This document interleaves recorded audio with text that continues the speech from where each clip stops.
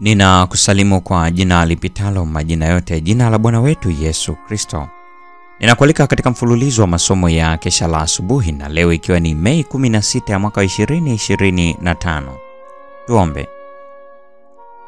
Mtakatifu, mtakatifu, mtakatifu, Baba yetu na Mungu wetu ketia mahali pasiri juu mbinguni. Jina lako takatifu litukuzwe. Ninakushukuru kwa sababu ya wema wako na ulinzi wako katika maisha yetu.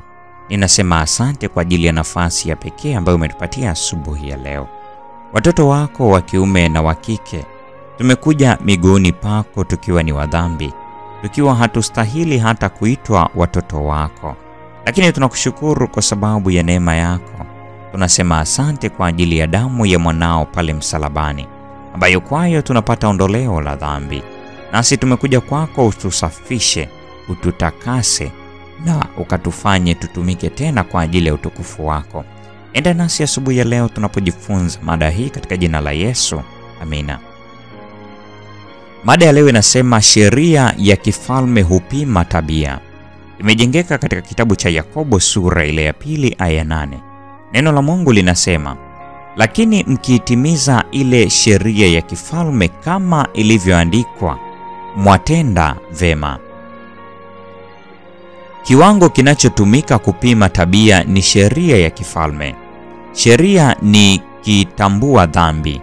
Kujua dhambi huja kwa njia ya sheria, lakini mwenye dhambi daima anavutwa kwa Yesu kwa udhihirisho wa ajabu wa upendo wake, kwa kuwa alijinyenyekeza hadi kufa, kifo cha aibu msalabani.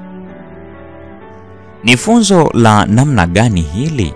Malaika wamejitahidi wakitamani sana kufahamu fumbo hili la ajabu. Ni somo ambalo linaweza kushughulisha akili ya juu zaidi ya mwanadamu, ili mwanadamu aliyeanguka akiwa amedanganywa na shetani, akichukua upande wa shetani wa hoja, aweze kubadilishwa kufanana na sura ya mwana wa Mungu asiye na mwisho, ili kwamba mwanadamu afanane na yeye, ili kwa sababu ya haki ya Kristo iliyotolewa kwa mwanadamu, Mungu ampende mwanadamu aliyeanguka lakini akiwa amekombolewa, kama vile alivyompenda mwanawe. Isome moja kwa moja kutoka kwenye maneno yaliyo hai. Hii ni siri ya utauwa. Picha hii ni ya thamani ya juu sana. Inapaswa kutafakariwa, kuwekwa katika kila hotuba, kutundikwa katika ukumbi wa kumbukumbu, kutamkwa kwa midomo ya binadamu na kufuatiliwa na wanadamu ambao wameonja na kujua kwamba Bwana ni mwema. Inapaswa kuwa msingi wa kila hubiri.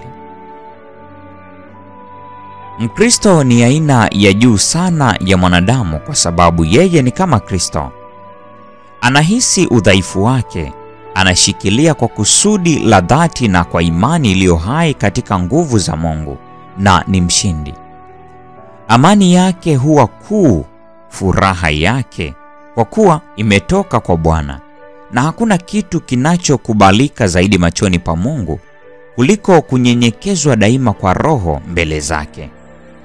Ushahidi huu ni uthibitisho usio na shaka kwamba Bwana amegusa mioyo kwa Roho wake Mtakatifu.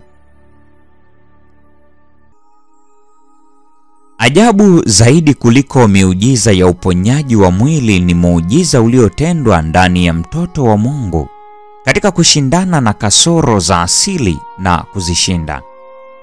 Ulimwengu wa Mungu unamtazama kwa shangwe kubwa zaidi kuliko mwonekano wowote wa nje. Tabia ya ndani inafinyangwa kulingana na kielelezo cha Mungu. Tukimshikilia Kristo kama chanzo chetu pekee cha nguvu, akionyesha upendo wake usio kifani katika kufanya hatia ya dhambi za wanadamu kushtakiwa kwa kuhesabiwa juu yake na haki yake mwenyewe kuhesabiwa kwa mwanadamu, kwa njia yoyote ile haiondoi sheria au kupunguza hadhi yake, bali huiweka mahali ambapo nuru sahihi inamulika na kuitukuza. Hii inafanywa tu kupitia nuru iliyoakisiwa kutoka kwenye msalaba wa Kalvari. Sheria imekamilika na ni timilifu katika mpango mkuu wa wokovu, kadiri tu inavyoonyeshwa katika nuru inayong'aa kutoka kwa Mwokozi aliyesulubiwa na aliyefufuka. Hii inaweza kutambuliwa kwa namna ya kiroho tu.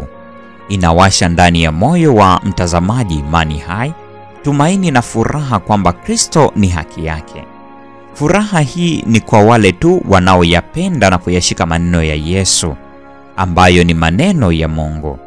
Manuskripti 24 mwaka 1888.